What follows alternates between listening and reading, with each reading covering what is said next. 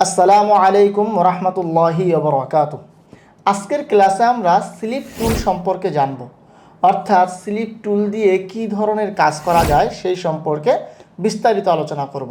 তো চলেন আমরা কম্পিউটারের স্ক্রিনে চলে যাই। কম্পিউটারের স্ক্রিনে আসার পরে আমরা আজকের ক্লাসে প্রথমেই আমাদের স্লিপ টুলটাকে এনাবল করব না, কারণ এই স্লিপ টুলটা এনাবল করার আগে কিংবা স্লিপ টুল দিয়ে কাজ শুরু করার আগে আমাদেরকে দুটো বিষয় বুঝতে হবে। প্রথম বিষয়টা হলো, আমাদের ক্লিপগুলো যদি, আমাদের টাইমলাইনের ক্লিপগুলো যদি 100% ডিসপ্লে হয়ে থাকে, তাহলে আমাদের সেই ক্লিপগুলোর মধ্যে কিন্তু এই স্লিপ টুলটা কোনো ধরনের কোনো কাজ করবে না। আমরা যদি একটু খেয়াল করি তাহলে দেখতে পাবো যে আমাদের টাইমলাইনের মধ্যে যেই ক্লিপগুলো আছে এই ক্লিপগুলো কিন্তু 100% ডিসপ্লে হয়ে আছে। এখন আপনি বলতে পারেন যে হুজুর, আপনি এটা বুঝলেন কিভাবে যে এই ক্লিপগুলো 100% ডিসপ্লে হয়ে আছে? এটা কিন্তু আমি পূর্বেও আলোচনা করেছি, তারপরও আজকে বলে দিচ্ছি যে আমরা যখন দেখব যে কোনো ক্লিপের শেষে এই যে এই রকমের ত্রিকোণ একটা আইকন থাকবে না, সাদা ত্রিকোণ আইকন, হ্যাঁ, শেষে থাকবে, তখন আমাদেরকে বুঝতে হবে যে এই ক্লিপটার সর্বশেষ ফ্রেম প্রদর্শিত হয়ে গেছে এবং এর পরে আর কোনো ফ্রেম নাই। ঠিক তদ্রূপ আমরা যখন আমাদের কোনো ক্লিপের শুরুতে এই আইকনটা দেখতে পাবো, এই সাদা ত্রিকোণ আইকনটা দেখতে পাবো, তখন আমাদেরকে বুঝতে হবে যে এই ক্লিপের আগে, এই আইকনের আগে আর কোনো ফ্রেম অবশিষ্ট নাই, অর্থাৎ সর্বপ্রথম যেই ফ্রেম সেই ফ্রেমটা প্রদর্শিত হয়ে গেছে। এখন আমরা যদি আমাদের এই তিনটা ভিডিও ক্লিপকে একত্রিত করি, অর্থাৎ মাঝের যে ফাঁকা জায়গা আছে এই ফাঁকা জায়গাগুলোকে রিমুভ করে দেই এবং মিলিয়ে নেবার পরে এখন যদি আমরা আমাদের এই স্লাইড টুল, এই টুলটাকে এনাবল করি, এনাবল করে এসে আমরা যদি আমাদের ক্লিপগুলোর মাঝে, হ্যাঁ, আমাদের এই টুলটাকে রেখে, কার্সরটাকে রেখে আমরা ডানে বামে মুভ করি, তাহলে দেখতে পাবো যে এই টুলটা আসলে কোনো ধরনের কোনো কাজ করছে না। যার মানে হলো যে আমাদের এই স্লিপ টুলটা কিন্তু এমন ক্লিপের মধ্যে কোনো কাজ করবে না যেই ক্লিপটা 100% ডিসপ্লে হয়ে আছে। তাহলে আমার কথা বুঝতে পারছেন? যেই ক্লিপগুলো 100% ডিসপ্লে হয়ে আছে ওই ক্লিপগুলোর মধ্যে কিন্তু এই স্লিপ টুল কোনো ধরনের কোনো কাজ করবে না। যদি আমরা আমাদের এই স্লিপ টুল দিয়ে এই ক্লিপগুলোর মধ্যে কাজ করতে চাই, তাহলে আমাদেরকে এই ক্লিপগুলো ছোট করে নিতে হবে। আমাদের এখানে আসলে 3টা ক্লিপ আছে এবং 3টা ক্লিপের প্রত্যেকটা ক্লিপই আসলে 30 সেকেন্ড করে। আমরা প্রত্যেকটা ক্লিপকে 10 সেকেন্ডের ক্লিপ বানাবো, অর্থাৎ শুরু দিয়ে 10 সেকেন্ড কেটে দেব এবং শেষের থেকে 10 সেকেন্ড কেটে দেব। এর জন্য আমাদেরকে কিন্তু সিলেকশন টুল, এটাকে কিন্তু এনাবল করতে হবে। আমি সিলেকশন টুলটার উপরে ক্লিক করে এনাবল করে নিলাম। এনাবল করার পরে আমরা এই প্রথম যে ভিডিও ক্লিপটা আছে, প্রথম ভিডিও ক্লিপটাকে 10 সেকেন্ড কমিয়ে নেব। তো 7, 8, 9, 10, প্রথম থেকে 10 সেকেন্ড আমাদের কাটা হয়ে গেছে। এখন এই ক্লিপটা কিন্তু 20 সেকেন্ডের হয়ে গেছে। আমরা শেষের থেকে 10 সেকেন্ড কেটে নেব। শেষের থেকে যদি 10 সেকেন্ড কেটে নেই,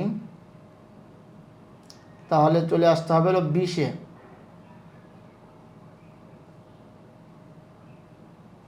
আচ্ছা, এখানে 20.1 আসবে, 20 সেকেন্ড 1 ফ্রেম। তো এতটুকু আমরা রেখে দিলাম, ঠিক আছে। রেখে দেওয়ার পরে আমরা চলে যাব আমাদের মাঝের যেই ক্লিপটা রয়েছে এই ক্লিপটার মধ্যে এবং এই ক্লিপটাকেও আগের ক্লিপটার মতো ছোট করে নেব। প্রথম থেকে 10 সেকেন্ড এবং শেষের থেকে 10 সেকেন্ড। প্রথম থেকে 10 সেকেন্ড কাটা হয়ে গেল এবং শেষ থেকেও আমরা 10 সেকেন্ড কেটে দেব।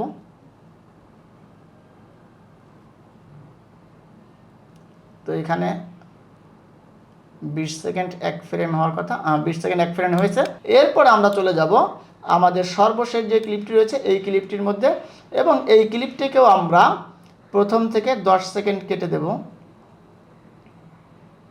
10 সেকেন্ড কাটা হয়ে গেছে এবং শেষ দিক থেকেও আমরা 10 সেকেন্ড কেটে নেব।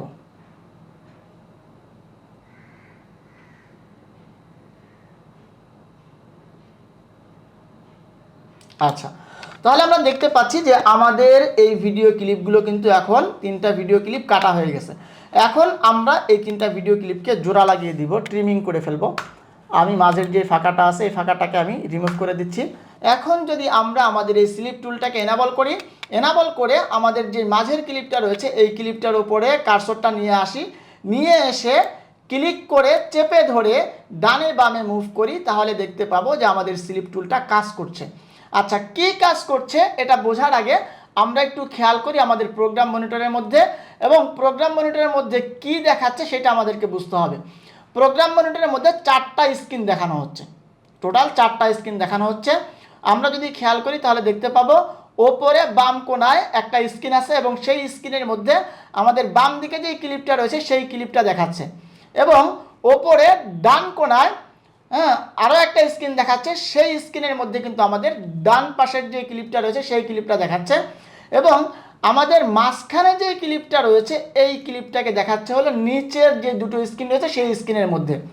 আমরা যদি একটু খেয়াল করি তাহলে দেখতে পাবো যে আমাদের নিচের বাম দিকের স্ক্রিনে দেখাচ্ছে হলো আমাদের মাঝের ক্লিপের সর্বপ্রথম যে ফ্রেম সেই ফ্রেমটা ওখানে দেখাচ্ছে।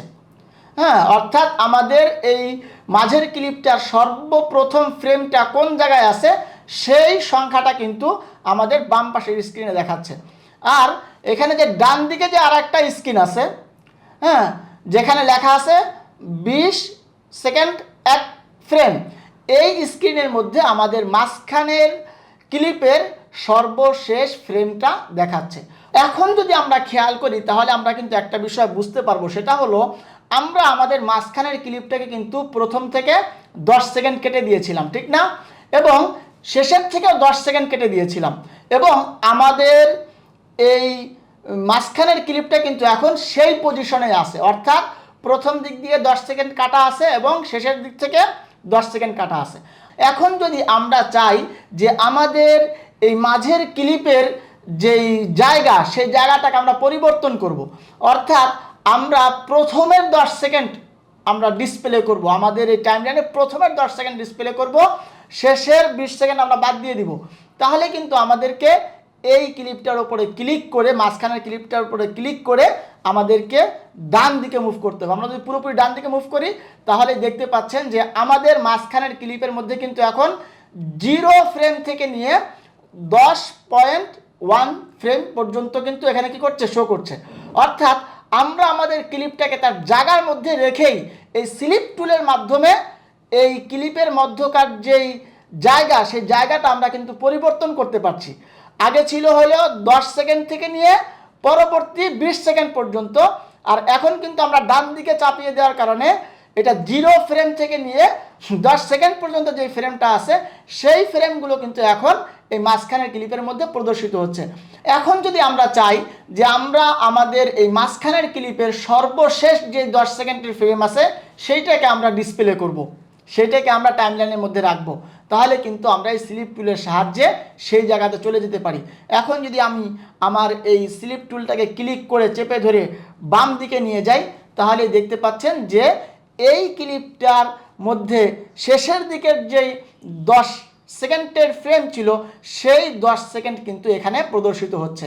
তো এভাবেই কিন্তু আমরা এই স্লিপ টুল ব্যবহার করে আমাদের ক্লিপটাকে তার স্ব জায়গায় রেখে নিজ নিজ অবস্থানে রেখেই কিন্তু ভেতর থেকেই আমাদের ক্লিপের অবস্থানটা আমরা পরিবর্তন করে দিতে পারি।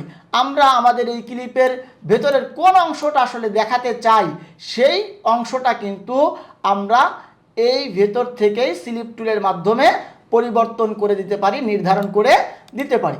তবে শর্ত হলো যে সেই ক্লিপটা কিন্তু অবশ্যই কি থাকতে হবে, কাটা থাকতে হবে, অর্থাৎ সেই ক্লিপের মধ্যে মুভ করার মতো জায়গা স্পেস থাকতে হবে, যেটা আমি প্রথম থেকে আপনাদেরকে দেখিয়েছি। তো আশা করছি যে আজকের ক্লাসটা আপনারা সুন্দরভাবে বুঝতে পেরেছেন। যদি বুঝে থাকেন তাহলে অবশ্যই একটা লাইক দিবেন এবং কমেন্টে আপনার ভালো কিংবা মন্দ এই বিষয়টা জানাবেন। তো আজকের ক্লাস এখানে রেখে দিচ্ছি, ইনশাআল্লাহ পরবর্তী ক্লাসে আবারও আপনাদের সাথে দেখা হবে। সেই পর্যন্ত ভালো থাকবেন, সুস্থ থাকবেন, এই আশাবাদ ব্যক্ত করে আজকের মতো এখানেই বিদায় নিচ্ছি। আসসালামু আলাইকুম ওয়া রাহমাতুল্লাহি ওয়া বারাকাতুহু।